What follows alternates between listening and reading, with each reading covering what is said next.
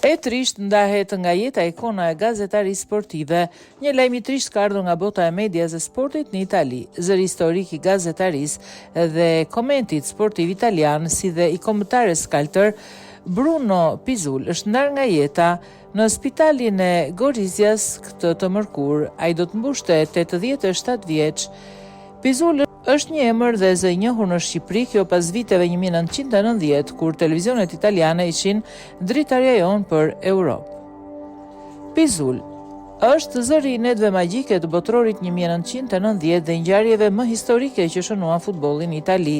Roberto Baggio I tij hyri në zemrat e të gjithëve. Ai mbushi ndeshjet e Italisë. Ai mbuloi ndeshjet e Italisë për 16 vjet, nga 1986 deri në vitin 2002, e fundit prej të cilave ishte Itali-Sloveni në 21 gusht 2002, një miqësore e luajtur në Trieste dhe humbur në 1-0 nga të kaltrit. Bruno komentoi ndeshjet e kombëtares Italisë në 5 kupat e botës, 4 kampionatet europiane dhe në gjitha ndeshjet kualifikuese të Kupës së Botës dhe kampionatit europian me përjashtim të finales së vendit të tretë në Itali, vetëm sepse ishte I zënë në ndeshjen e titullit të nesërm në Olimpiko. Karriera, komenti I tij I parë ishte në 8 prill të vitit 1970 në Rai, që nga 1969 luhej Juventus Bologna, play-offi Kupës Italisë në terren neutral në Como. Filloi në minutën e 16 sepse ai mbërriti me vonesë. Në vitin 1972 ai mbuloi finalen e parë ndërkombëtare, kampionatin europian të fituar nga Gjermania Perëndimore ndaj BRSS 3-0. Në vitin 1973 ai ishte zëri I suksesit të Milanit në Kupën e Kupave.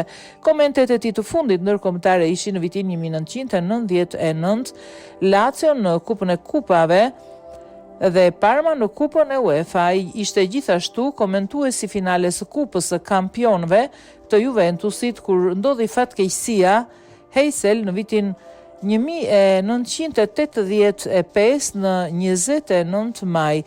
Në vitet kur Serie A dominonte Europën dhe skuadrat italiane ishin thuajse në çdo finale, ai ishte aty. Pizzul ishte gjithashtu mikpritës I Domenica Sportiva si dhe Sportsera, Domenica Sprint nga 1976 deri në vitin 1990.